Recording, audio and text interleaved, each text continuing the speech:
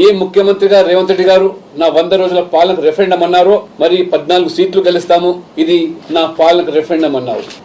8 సీట్లకే ఇవాళ పరిమితమయ్యి దాదాపు ఇవాళ 15 సీట్లలో ఇవాళ భారతీయ జనతా పార్టీ మీ ఎమ్మెల్యేల మీద ఆధిక్యత సంపాదించిందంటే మీ ఎమ్మెల్యేల పనితీరుకు మీ ప్రభుత్వ పనితీరుకి అడ్డం పడతలేదని అడుగుతున్నారు. ముఖ్యమంత్రి గారు ఈ డిసెంబర్ 9 తెలంగాణ తల్లి ఉత్సవాలు జరుపుతామంటారు. ఇది కొత్తగా తెరపి అంటే ప్రజల దృష్టి మళ్లించడానికి ఏదో ఒక వివాదాస్పదమైనటువంటి అంశాలు తెర మీదకి తేవడం, చిరునం మార్పని, గేయమని, తెలంగాణ తల్లి విగ్రహం మార్పని, ఇప్పుడు కొత్తగా తెలంగాణ తల్లి ఉత్సవాలు. ఆ ఉత్సవాలకు సోనియా గాంధీని ఆహ్వానిస్తామంటున్నారు.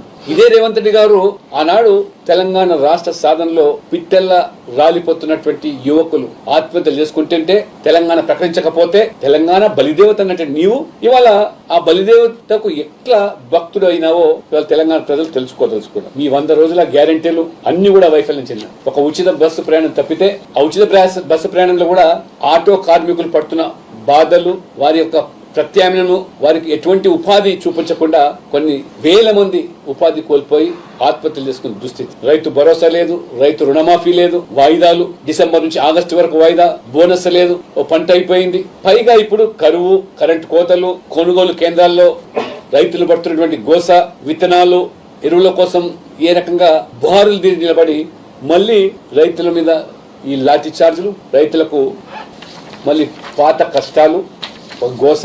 ఈ కాంగ్రెస్ పాలన, కాంగ్రెస్ బీఆర్ఎస్ ఎన్ని రకాల కుట్రలు కుతంత్రాలు పడినా తెలంగాణ ప్రజలు మోదీ ప్రభుత్వాన్ని కోరుకున్నారు, బీజేపీని ఆదరించారు.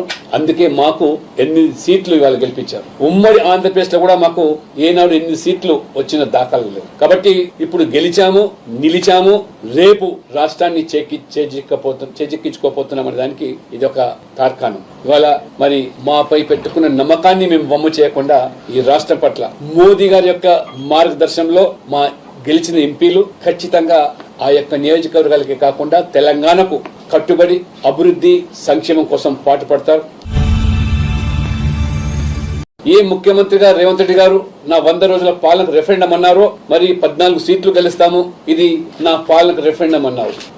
8 సీట్లకే ఇవాళ పరిమితమయ్యి దాదాపు ఇవాళ 15 సీట్లలో ఇవాళ భారతీయ జనతా పార్టీ మీ ఎమ్మెల్యేల మీద ఆధిక్యత సంపాదించిందంటే మీ ఎమ్మెల్యేల పనితీరుకు మీ ప్రభుత్వ పనితీరుకి అడ్డం పడతలేదని అడుగుతున్నారు. ముఖ్యమంత్రి గారు ఈ డిసెంబర్ 9 తెలంగాణ తల్లి ఉత్సవాలు జరుపుతామంటారు. ఇది కొత్తగా తెరపి అంటే ప్రజల దృష్టి మళ్లించడానికి ఏదో ఒక వివాదాస్పదమైనటువంటి అంశాలు తెర మీదకి తేవడం, చిరునం మార్పని, గేయమని, తెలంగాణ తల్లి విగ్రహం మార్పని, ఇప్పుడు కొత్తగా తెలంగాణ తల్లి ఉత్సవాలు. ఆ ఉత్సవాలకు సోనియా గాంధీని ఆహ్వానిస్తామంటున్నారు.